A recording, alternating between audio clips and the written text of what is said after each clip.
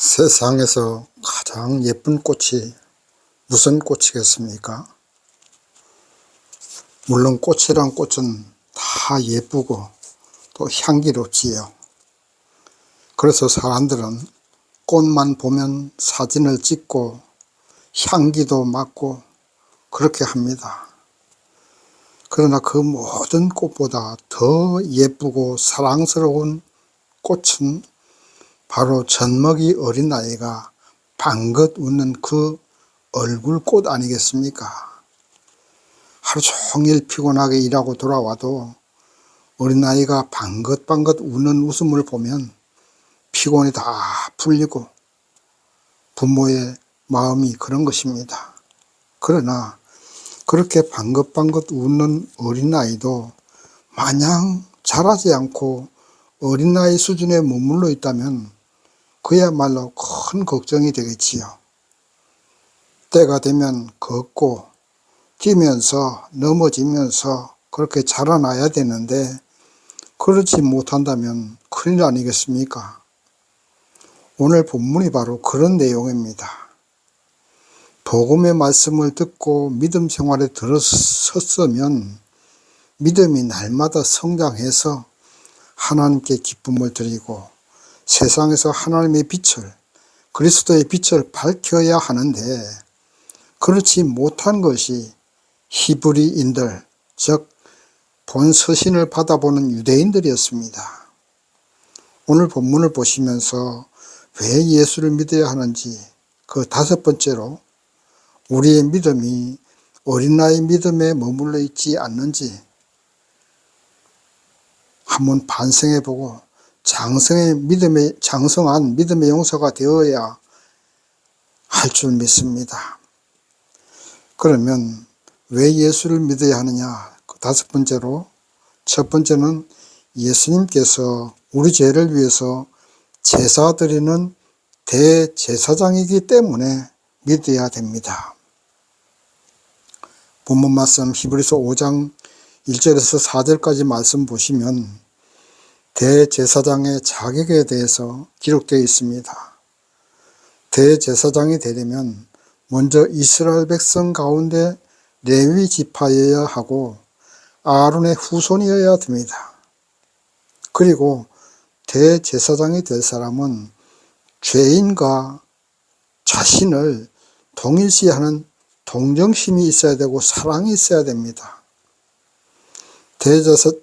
대제사장이 너무 형식에 치우쳐서 죄인이 제물을 가져오면 아무런 감정도 없이 기계적으로 제사만 드려주는 그런 사람이 되어서는 안 된다는 것입니다.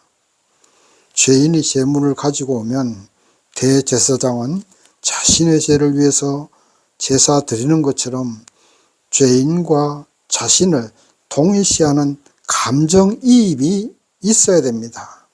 그래야 진정으로 제사를 드릴 수가 있는 것입니다. 그래서 대제사장은 그런 불쌍히 여기는 마음이 있어야 그렇게 될 수 있는 거죠. 그리고 대제사장은 인간이기 때문에 자신의 죄를 위해서도 제사를 드려야 했습니다. 대제사장이라도 다 같은 죄인이라는 그런 마음이 있어야 됩니다. 또 그런 겸손함이 있어야 대제사장이 될 수 있는 것입니다. 그리고 대제사장은 아무나 하는 것이 아니라 하나님께서 선택하신 사람이어야 됩니다. 자기가 하고 싶다고 하는 게 되는 게 아니에요. 하나님이 선택하는 사람이 된다는 말입니다. 레위 자손의 숫자도 많고 아론의 후손도 많았습니다. 그리고 제사장도 많습니다. 그러나 그 대제사장은 오직 한 사람, 하나님께 선택받은 사람이어야 됐습니다. 이러한 자격을 갖춘 사람이어야 대제사장이 될 수 있었습니다. 결국 이러한 대제사장의 자격을 모두 갖추신 분이 예수님이기 때문에 우리는 예수를 믿어야 하는 것입니다. 예수님은 이스라엘 백성으로 태어나셨습니다. 그렇지만 아론의 후손도 아니고 레위 지파도 아니고 그냥 유다 지파에 속한 사람으로 태어났습니다. 그럼에도 예수님은 세상을 사랑하고 또 저와 여러분을 사랑하는 분이셨습니다. 모든 인간을 사랑하는 분이셨습니다. 그리고 하나님께서 직접 대제사장으로서 선택하신 분입니다. 본문 말씀 히브리서 5장 5절 6절 말씀 보시겠습니다. 또한 이와 같이 그리스도께서 대제사장 되심도 스스로 영광을 취하심이 아니요 오직 말씀하신 이가 저더러 이르시되 너는 내 아들이니 내가 오늘날 너를 낳았다 하셨고 또한 이와 같이 다른 데 말씀하시되 네가 열심히 멜기세덱의 반차를 좇는 네가 영원히 멜기세덱의 반차를 좇는 제사장이라 하셨으니 아멘. 그 5절 말씀에 내가 너를 낳았다 하는 말씀은 구약성경 시편 2장 7절 말씀을 인용한 것입니다.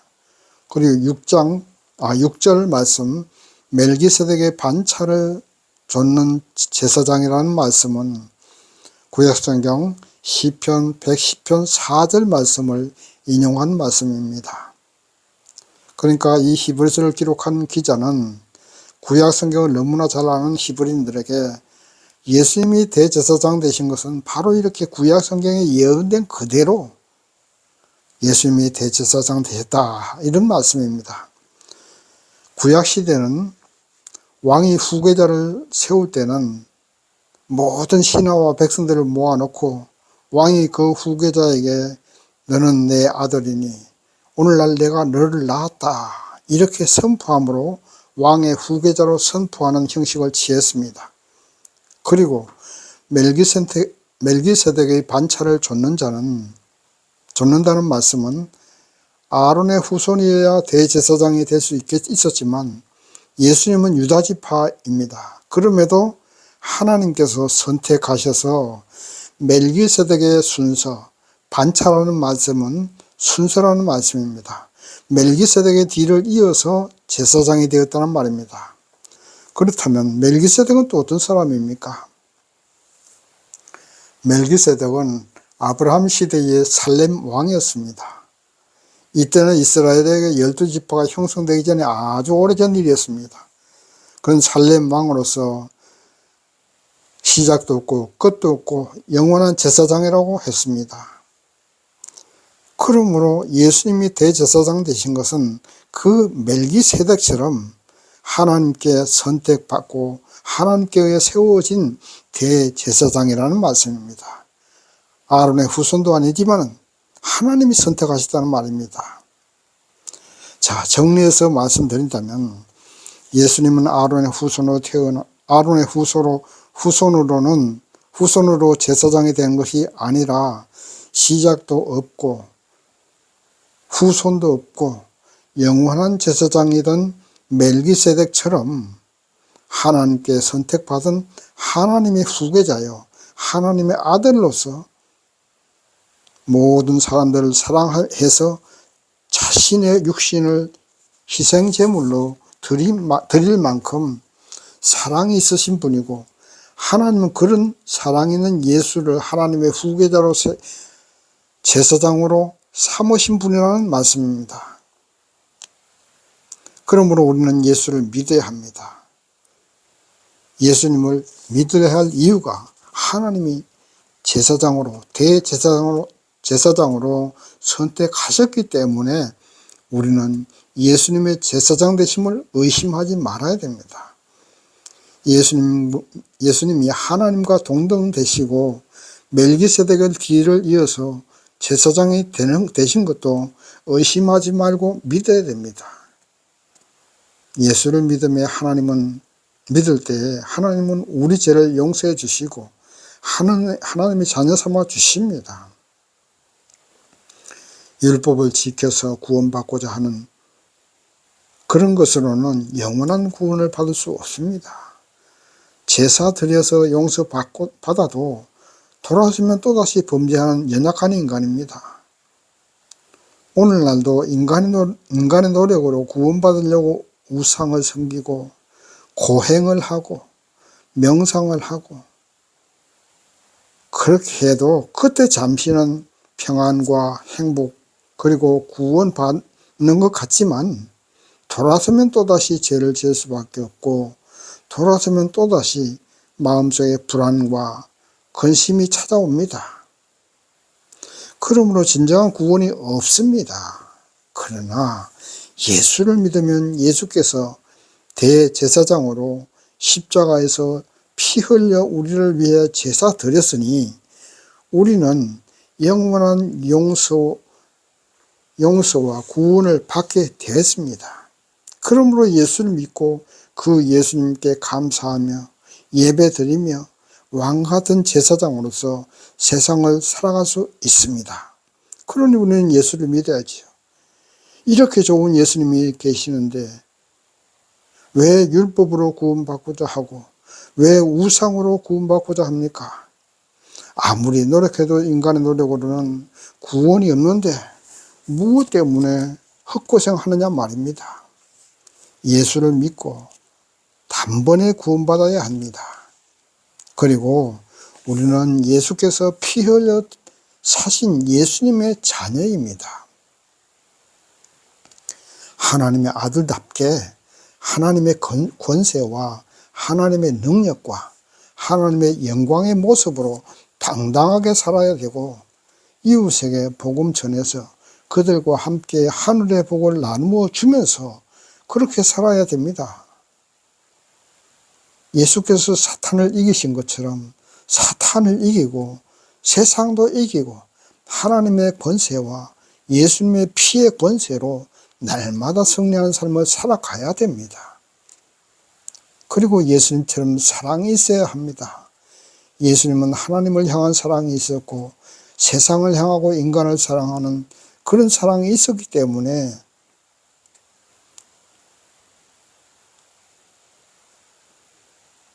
우리는 예수를 믿어야 되고 그런 사랑이 있었기 때문에 예수님은 대제사장이 될 수 있었고 십자가를 지실 수 있었습니다. 십자가는 하나님을 향한 사랑이 있었기 때문에 그 몸에 짊어질 수 있었고 죄 때문에 죽어가는 인간들을 그 죄에서 구원하고자 하는 사랑이 있었기 때문에 그 십자가를 지실 수 있었습니다. 이와 같은 사랑은 이와 같은 예수님의 사랑을 받은 오늘날 저와 여러분도 하나님을 향한 사랑, 예수님을 향한 사랑이 있어야 하지 않겠습니까? 또 믿음도 있어야 됩니다. 그래서 그 사랑에서 우러나는 또 믿음에서 우러나는 순종이 있어야 됩니다. 그리고 이웃을 사랑하는 그 사랑이 있어야 그들을 위해 복음을 전할 수 있고 그들의 고통을 위해서 눈물을 흘릴 수 있습니다. 사람은 어떤 일을 오래 하게 되면 그만 그것이 직업이 되어서 기계적으로 또 형식적으로 그 일을 하게 됩니다. 이스라엘의 제사장들도 날마다 드리는 제사가 형식에 치우칠 수밖에 없었습니다. 날마다 죄인들이 제물 가지고 가면 그 무슨 감정이 있겠습니까? 죄인을 위한 동정과 죄인과 자신을 동일시하는 안타까움이 있어야 되는데 그것이 없습니다. 하나님께 진정으로 제사 드려야 되는데 계속 그 같은 일만 하면 그런 것이 없어진다는 말입니다. 형식에 치우치게 된다는 것입니다.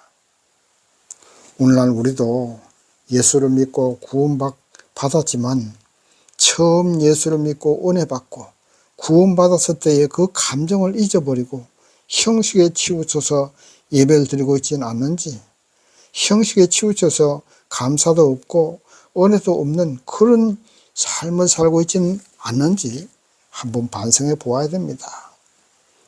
예수를 마음속으로 믿고 그 뜻에 순종하십시다. 하나님께 순종하시고 예수님처럼 진정으로 순종하고 나 자신도 사랑하고 이웃도 사랑해서 나 자신의 영혼과 이웃 사람들의 영혼을 위해서 날마다 예배드리고 기도해주는 그런 삶을 살아가야 됩니다. 눈물이 있어야 됩니다. 눈물이 있어야 됩니다. 감사의 눈물이 있어야 되고 안타까움의 눈물이 있어야 됩니다. 그래야만 이웃을 사랑할 수 있고 그 사랑에서 우러나오는 복음 전함이 있어야 합니다. 그리고 그들을 위한 중보기도가 있어야 됩니다. 날마다 우리 주 예수님의 그 사랑과 십자가의 순종을 생각하면서 우리도 십자가를 지는 삶, 그런 삶을 살고 그 십자가를 통해서 승리하는 삶, 하나님께 기쁨을 드리고 영광을 돌려드리는 그런 삶을 살아야 됩니다.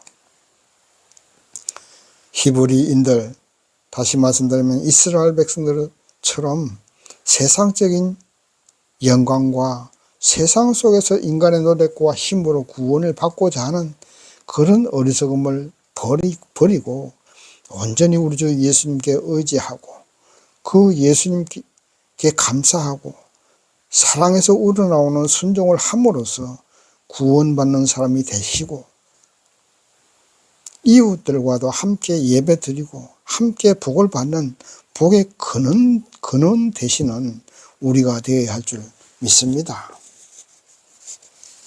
두 번째, 장성한 믿음의 사람이 되어야 됩니다. 예수를 믿기 시작했으면 장성한 믿음의 사람이 돼야지요. 오늘 본문 말씀 13절, 14절 말씀 보시겠습니다. 대저 젖을 먹는 자마다 어린아이니 의의 말씀을 경험하지 못한 자요. 단단한 식물은 장성한 자의 것이니 저희는 지각을 사용함으로 연단을 받아 선악을 분별하는 자들이니라. 아멘. 본 서신을 받아보는 히브리 사람들은 기독교 신앙의 기본을 이해하고 신앙의 체험을 해서 가르칠 수 있는 선생이 되어야 합니다. 그럼에도 불구하고 여전히 가르침을 필요로 하는 어린아이 수준에 머물러 있었습니다. 그래서 본서 히브리서를 기록한 저자는 그의 답답한 마음을 표현하고 있는 것입니다. 여러분은 어떻습니까? 아직도 어린아이처럼 계속 돌봄을 필요로 하고 젖이나 먹고 우유나 먹는 그런 신앙의 단계에 있어서는 안 됩니다. 그리고 혹시나 신앙이 너무 오래돼서 신앙적으로 노인이 되어 있지는 않습니까? 하나님께 은혜 받고 성령 충만 말씀 받았을 때에 그 젊은 믿음, 동서남북 다니면서 복음을 전하고 날마다 성경 읽고 예배 드리고 기도하던 그 젊은 신앙은 간 곳 없고 주름살이 가득한 노인, 걸음도 제대로 걷지 못하는 그런 노인의 믿음을 가지고 있지는 않습니까? 나이가 몇 살이든 상관없이 믿음은 언제나 청춘의 믿음을 가지고 있어야 됩니다. 성경 보지 않고는 못 배기고 기도하지 않고는 안 되는 그런 젊은 믿음의 사람이 되어야 합니다. 젊은 청년들 보세요. 가만히 있지 않잖아요. 그냥 활동하지요. 그것처럼 날마다 뜨거운 은혜를 체험하고 하나님과 교통하면서 받은 은혜를 이웃에게 전하고 그 뜨거운 사랑으로 이웃을 섬기고 봉사하는 그런 장성한 믿음의 사람이 되어야 됩니다. 사람은 젊음을 오래 유지하려면 활동을 해야 돼요.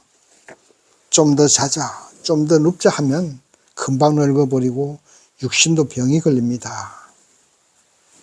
사람이 면역력이 약해지는 것은 체온이 내려가면 면역력이 약해져요. 그러면 체온을 올리려면 어떻게 됩니까? 활동해야 되지요. 여러분 운동해 보세요. 몸에 열이 나지 않습니까? 그 열 나는 것이 몸에 체온이 올라가는 거예요. 그래서 사람은 활동을 해서 자꾸 체온을 올려야 됩니다. 무슨 일이든지 자꾸 움직여야 돼요. 병은 의사가 고치는 것이 아닙니다. 본인의 정신 자세가 포기하면 아무리 명의가 치료하고 능력 있는 의사가 치료해도 소용없습니다. 그러나 죽을 병이 걸려도 계속적으로 활동하고 본인 정신이 아주 탄탄해서 병을 치료할 수 있다고 믿으면 70%는 치료됩니다. 믿음도 그렇습니다. 계속 활동해야 됩니다. 성경 읽고 기도하고 이웃에게 복음 전하고 때로는 복음을 가르치는 선생도 해보면서 그렇게 살아가시면 그 신앙은 병이 들지 않습니다. 왜? 활동하는 믿음이니까. 그러나 아무리 충만한 은혜를 받고 하나님을 만나는 체험 신앙이 있어도 활동하지 않는 믿음으로 머물러 있으면 그러한 믿음은 금방 병이 들고 늙은 믿음이 돼서 사망에 이르게 되는 것입니다. 교회에서 조금만 서운한 소리 들어도 교회를 나오지 않으려 하고 누가 나를 돌봐주지 않으면 금방 토라져서 출석을 잘 안 하기도 합니다. 그것이 바로 어린아이 믿음입니다. 건강한 생활을 하려면 많이 활동하시기 바랍니다. 너무 무리하게 하면 안 되겠지만 아침에 일어나서 잠자리에 들 때까지 계속 무언가 활동을 해야 건강합니다. 육신도 그렇고 우리의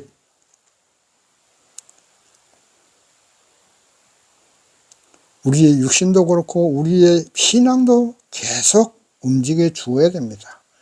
머리도 쓰지 않고 사용하지 않으면 치매 걸릴 확률이 높아집니다. 그래서 죽을 때까지 공부하고 읽고 쓰고 무언가를 생각하는 그런 삶을 살아야 머리를 쓰는 것이고 또 그런 삶을 살아야 치매도 안 걸려요. 성경 읽고 은혜 받은 것 노트에 기록해보고 이웃을 가르쳐보고 또 전도도 해보고 그래야 치매에 걸리지 않습니다. 누가 나를 돌봐주기를 바라지 말고 우리 스스로 다른 사람을 도우는 사람이 되어야 됩니다. 섬김 받으려 하지 말고 섬기는 사람이 되어야 됩니다. 사랑 받으려 하지 말고 사랑을 주는 사람이 되어야 됩니다. 사랑을 베풀 때 더 큰 보람을 느낍니다. 섬겨줄 때 더 큰 보람을 느끼게 됩니다. 남에게 받을 때보다 줄 때 더 큰 행복을 느낍니다. 이런 사람이 진정으로 장성한 믿음의 사람입니다. 날마다 믿음이 자라는 사람입니다. 활동하고 노력하고 무언가의 꿈과 계획을 가지고 움직이는 사람, 활동하는 사람은 눈빛이 빛나고 젊어집니다. 예수를 믿는 믿음이 성장해야 됩니다. 활동하는 믿음이 되어야 됩니다. 젖만 먹으려 하는 사람이 되면 예수님께서 근심하십니다. 맹렬하게 움직이고 활동하고 봉사하는 그런 장성한 믿음의 사람이 하나님을 기쁘시게 하고 그런 삶이 하나님께 영광 돌리는 삶입니다. 이제 말씀을 정리합니다. 예수님은 아론의 후손이 아니지만 하나님이 직접 너는 내 아들이라고 선택하셔서 대제사장 삼으셨습니다. 제사장 되신 예수님은 우리의 죄를 용서받게 하기 위해서 십자가에서 피 흘려 자신의 몸을 제물로 드렸습니다. 그 예수님을 믿는 믿음을 가지시고 날마다 장성하는 믿음으로 하나님을 향해서 충성하고 이웃을 사랑하고 섬기며 맹렬하게 활동하는 장성한 믿음의 성도님이 되셔서 하나님께 기쁨을 드리는 하루하루의 삶을 살아가시기를 주님의 이름으로 축원합니다. 아멘.